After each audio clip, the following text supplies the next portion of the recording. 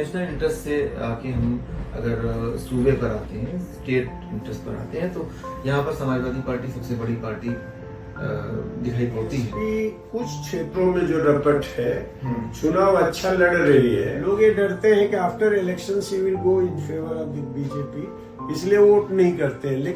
लेकिन Modi is basically, उनकी जो फिलोसफिकल आरएसएस की आउटलुक है वो बहुत ही आउटडेटेड है, नुकसानदेह है। गड़बड़ी के क्लेम है। वोटर लिस्ट में तो अमूमन गड़बड़ी होती है, तो और उसमें 20 से 30 सीट कम करना अपोजिशन के लिए संभव है, प्रोवाइडेड 30 सीट अगर कम हो जाएगी भारतीय जनता पार्टी की, तो आप समझते हैं वो 2 से 70 पर आ जाएगी। आते आते इसे बहुत गहराई से कम्युनल बनाने की कोशिश करेगा, लेकिन हमें नहीं लगता है कि भारतीय जनता पार्टी इस बार सफल हो पाएगी।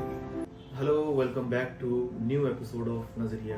आज हम नजरिया में हमारे साथ जो मेहमान हैं, वो पहले भी मेहमान हमारे साथ बात कर चुके हैं, अखिलेंद्र प्रताप सिंह साहब। पहाड़ों से लेके, जंगल से लेके, हर जितने भी हमारे नेचुरल रिसोर्सेज थे, अब उस सब पर इनका भी कैपिटल कंट्रोल है, और धीरे धीरे वो जमीन पर भी उनकी निगाह है कि इसको भी वो कंट्रोल कर ले। तो मैं ये कह रहा हूँ कि इन प्रश्नों पर कांग्रेस को कैटेगोरिकली बोलना होगा कि we will reclaim the status of Indian Republic state as a controller, regulator, to punish anyone if anyone violates the interest of the common man. Yes. ये बात कांग्रेस लैक कर रही है अभी, और इसीलिए कांग्रेस के साथ हमारी दोस्ती भी है और हमारी दूरी भी है। हम अपना मूवमेंट इन बिंदुओं पर खड़ा कर रहे हैं, इसीलिए एक्सक्लूसिवली हम उस सभी फोर्सेस को, लेफ्ट फोर्सेस को, जहां मैं देखता हूँ फिलहाल सीपीएम का जो एजेंडा है, comparatively that is more advance than the agenda of Congress. अब नेशनल इंटरेस्ट से आके हम अगर सूबे पर आते हैं, स्टेट इंटरेस्ट पर आते हैं, तो यहाँ पर समाजवादी पार्टी सबसे बड़ी पार्टी दिखाई पड़ती है, और उसके भी मैनिफेस्टोज हैं, उसके मैनिफेस्टोज रीजनल हैं।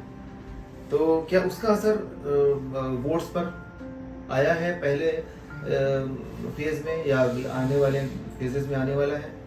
देखिए, बहुत गंभीरता से लोग समाजवादी पार्टी के मैनिफेस्टो को नहीं लेते जी, लेकिन समाजवादी पार्टी एक मामले में बेनिफिटेड हो गई जी, कि उसने जो पश्चिम में किसानों के बीच से एक समुदाय जी ने जो विरोध शुरू किया बीजेपी का, वो विरोध पूरे प्रदेश में है। इसलिए इस समय सपा जी एक अच्छे पोजीशन में उत्तर प्रदेश के चुनाव में आ गई। तो उसके एजेंडे की वजह से नहीं, बल्कि अपोजिशन में उसकी स्थिति होने की वजह से लोग उसका समर्थन। और यूपी में और कोई बीएसपी? देखिए, बीएसपी के बारे में हम कह सकते हैं कि इंडिया का पार्ट नहीं है, इंडिया पार्ट नहीं है, और बीएसपी कुछ क्षेत्रों में जो रपट है, चुनाव अच्छा लड़ रही है, लेकिन बीएसपी के जो फिलॉसफी है ना, वो इस्तेमाल करने के नाम पर आरएसएस और बीजेपी से भी वो दोस्ती कर सकती है, ये वो उसको कहता है। बीएसपी का जो कार्यक्रम है, इससे एक बहुत बड़ा समाज बीएसपी के साथ खड़ा नहीं हो पा रहा, जबकि उस जाति से, वो उस संप्रदाय से वो अपना कैंडिडेट भी खड़ा करती है। लोग ये डरते हैं कि after election she will go in favour of the BJP, इसलिए वोट नहीं करते हैं। लेकिन कुछ जगहों पर मुझे खबर है कि बीएसपी भी अच्छा चुनाव लड़ रही है, रिजल्ट मतलब फेवरेबल आने की गुंजाइश कम है। वो अलग विषय है, क्या है। अच्छा, आपका जो क्लेम होता है कॉर्पोरेट और richer sector is in favour of BJP, still they are in favour of BJP? अरे भाई, ग्लोबल फाइनेंस कैपिटल का माउथ पीस है मोदी जी को आप क्या समझते हैं? उनके पूरे इंटरेस्ट में ये इतने बड़े बैंक, देखिए अडानी वगैरह की लोगों को, ये हमारे देश में बहुत सारी चीजों को समझना होगा। किसी लक्ष्मी की कृपा से अडानी नहीं हुए हैं, ये मोदी जी की कृपा से अडानी ने इतनी बड़ी पूंजी, 54,000 से 13 लाख करोड़ रुपए 2014 में 54,000 करोड़ रुपए से 200 नंबर पे नहीं थे, वो 1 नंबर पर आके उस समय 13 लाख करोड़ रुपए के मालिक है, इससे ज्यादा ही हो गए। ये पूरा स्टेट असिस्टेंस है, ये मोदी जी के थ्रू है, उनकी इकोनॉमिक फिलॉसफी की वजह से। According to you Modi is equal to Adani? नहीं, Modi is not equal that way I won't say, लेकिन मोदी इज बेसिकली उनकी जो फिलोसफिकल आरएसएस की आउटलुक है वो बहुत ही आउटडेटेड है, नुकसानदेह है, और मोदी ने मैक्सिमम जनता की कास्ट पर अडानी को फायदा पहुंचाया। हमारे जितने पब्लिक सेक्टर्स थे, रेल से लेके पोर्ट से लेकर के एयरपोर्ट तक, सब कुछ, बिजली से लेके सब कुछ, गैस से इंफ्रा लेके पूरा चला गया, everything he is giving to Adani, and Adani infra transport beneficiary, infra और ट्रांसपोर्ट सब- पूरा चला सब। गया। तो कॉर्पोरेट अगर साथ में है तो सब्सिक्वेंटली मीडिया विल बी नहीं, वो तो मीडिया उनके कंट्रोल में है, और मीडिया ने बहुत डिसअपॉइंटिंग किया है, और अच्छा भी है। इसके बरखिलाफ आप जैसा एक सोशल मीडिया भी राइज कर रहा है, एंड पीपल विल सी कि ये सोशल मीडिया इनको जी सोशल मीडिया आगे के बढ़ के जाए। ही फोर्स से आए भी थे पावर में। हाँ, इलेक्टोरल बॉन्ड के बारे में कुछ कहेंगे आप? इलेक्टोरल बॉन्ड के बारे में केवल 2 वाक्य मैं कहूंगा जी।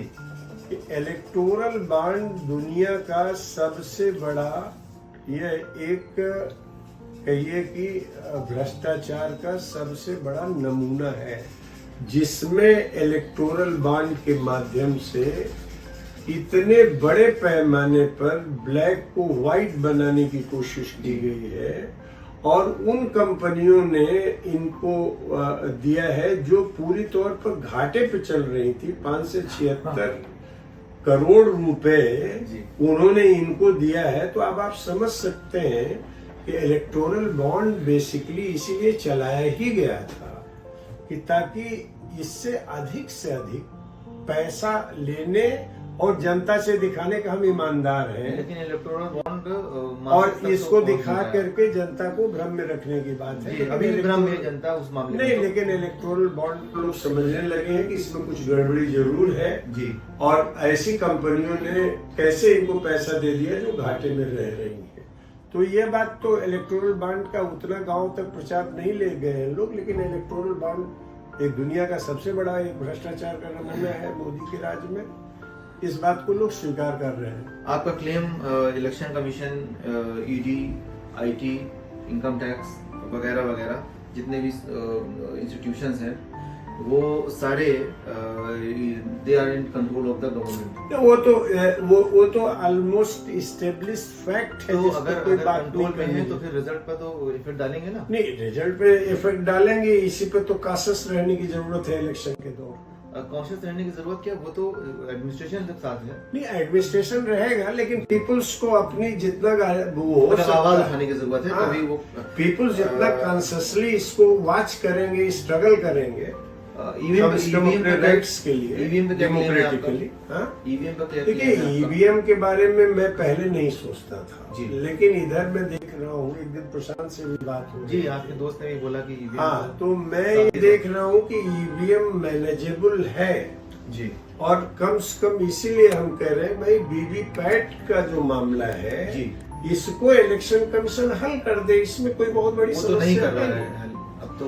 अब नहीं कर जी। रहा है, लेकिन हम तो भाई अब डेमोक्रेसी में अपनी आवाज वोटर लिस्ट में भी गड़बड़ी, शांतिपूर्वक ढंग से उठा सकते हैं। वोटर लिस्ट में भी गड़बड़ी के क्लेम है। वोटर लिस्ट में तो अमूमन गड़बड़ी होती है, तो- और उसमें जो डिप्राइव्ड सेक्शन है, जी। मैंने पूरे हर चुनाव में देखे हैं, बहुत बड़े पैमाने पर जो डिप्राइव्ड सेक्शन है उसमें मुसलमान भी हैं, हिंदू भी हैं, लेकिन जी। ब्रॉडली गरीब मासेज है। गरीब मासेस, जी। वो एक्चुअली असली लड़ाई उनका नाम तो काट दिया जाए। वही है, असली लड़ाई वही है, वो दिखाने के लिए दूसरी लड़ाई अब है। उसके लिए देखिए, जो स्ट्रक्चर चाहिए पॉलिटिकल पार्टीज के ग्रास रूट लेवल पर ना, और साल भर पहले इसकी तैयारी होनी चाहिए, that every political party except the BJP is lacking. अच्छा, अभी 5-6 दिन पहले होम मिनिस्ट्री में एक आग लग गई थी। उसके बारे में मुझे नहीं मालूम। अच्छा, अगर लगी थी आग ये मैं कह नहीं सकता कि उसमें क्या इम्प्लीकेशन भी कर रहा है, मतलब इससे कोई इंडिकेशन दिखाई पड़ता है? हम फॉलो नहीं किए हैं उसको, आई कांट से एनीथिंग। मतलब आपके बहुत सारे और भी क्लेम्स हैं, बहुत सारे क्लेम्स हैं आपके कि अनएम्प्लॉयमेंट वाला डिलिबरेटरी नहीं किया जा रहा है। पार्शियल अनएम्प्लॉयमेंट की बात की आपने, कि पार्शियल अनएम्प्लॉयमेंट है, ये सब तो हैं, मतलब ये कैसे वोट में कैसे तब्दील होंगे ये सब मुद्दे? देखिए, यही मैंने कहा ना कि अभी जैसे हमने एजेंडा चुनाव 2024 में जी रोजगार से लेके शिक्षा और स्वास्थ्य के प्रश्न को लेके इन पार्टियों से अलग भी जी हम एक कैंपेन चला रहे हैं, इस एजेंडा 2024 चुनाव, और उसमें आईपीएफ से लेके बहुत सारे सामाजिक राजनीतिक संगठन हैं जी। तो हम लोग इसको बड़े पैमाने पर उठा रहे हैं। जैसा मैंने पहले भी आपसे कहा कि इस बार जो सबसे बड़ी बात हुई है, आम आदमी के मुद्दे इस चुनाव में उभर के आए हैं और इसको लेकर के हम आम आदमी को शिक्षित करने में चला रहे हैं और इससे चिंतित है। और इसीलिए देखिए, चुनाव तक आते आते इसे बहुत गहराई से कम्युनल बनाने की कोशिश करेगा, लेकिन हमें नहीं लगता है कि भारतीय जनता पार्टी इस बार सफल हो पाएगी। आखिर में हम आपसे ये जानना चाहेंगे कि आपके आकलन के हिसाब से जो रिजल्ट आने वाले हैं वो क्या हो सकते हैं, मिनिमम मैक्सिमम? देखिए, मेरे एकदम सही आपने पूछा। मैं जो अभी तक असेस कर पा रहा हूँ जी, 25 से 30 सीट कम करना अपोजिशन के लिए संभव है, प्रोवाइडेड अभी भी ज्यादा यूनाइटेडली अपोजिशन काम करे। हर जगह अगर इतना बड़ा एलायंस बनने के बाद हाँ, कम होगी, 30 सीट अगर कम हो जाएगी भारतीय जनता जी, तो आप समझते हैं वो 2 से 70 पर आ जाएगी। मैं मिनिमम की बात कह रहा हूँ, तो सरकार बनाना उनके लिए मुश्किल हो जाएगा। फिर अदर्स होंगे। नहीं, अदर्स में क्या होगा इक्वेशन देखिए। अभी जो सबसे बड़ा हम लोगों के सामने चैलेंज है, मोदी रिजीम को डिफीट देने का है। आपने अभी बताया ना कि पूरा नॉर्थ में क्लीन स्वीप किया हुआ था। नहीं, इसीलिए मैं कह रहा हूँ अगर 30 सीट भी अगर कम हो गया, मैं मिनिमम से शुरू कर रहा हूँ, मैक्सिमम की बात नहीं कर रहा हूँ, मैक्सिमम, और 30 रीचेबल है, 30 सीट कम हो जाए तो मोदी रिजीम जो इस समय देश के लिए, देश हित में सबसे बड़ा खतरा बना हुआ है, इस खतरे से देश निपट सकेगा और एक ऑल्टरनेटिव का रास्ता खुल जाएगा, ये मैं महसूस करता हूँ। चलिए, ऑल द बेस्ट। आप तो एक्टिविटीज करते ही रहेंगे और एक्टिविस्ट हैं तो एक्टिविटीज आपकी जारी रहेगी, और अगर गवर्नमेंट आप बदल पाते हैं तो आप शायद उस मुहिम को और तेज कर पाएं। मैं उम्मीद करता हूँ कि इस बार चीजें बदलेंगी। Thank you. चलिए, धन्यवाद। तो अभी हमने अखिलेंद्र प्रताप सिंह साहब से विस्तार में इलेक्शन के बात की और इलेक्शन के वक्त की और अभी जो भी चेंजेस दिखाई पड़ रहे हैं उस पर, और संपूर्ण मैनिफेस्टो पर जो कांग्रेस का था और बीजेपी का था, और यहाँ तक कि समाजवादी पार्टी का भी मैनिफेस्टो पर हम लोगों ने चर्चा की और उस पर उन्होंने अपनी टिप्पणी दी। आशा है कि आपको जो इलेक्शन आने वाला है उसमें निर्णय लेने में और उसका अंदाजा लगाने में आपको जरूर सहायता मिलेगी इससे। All the best. Thank you.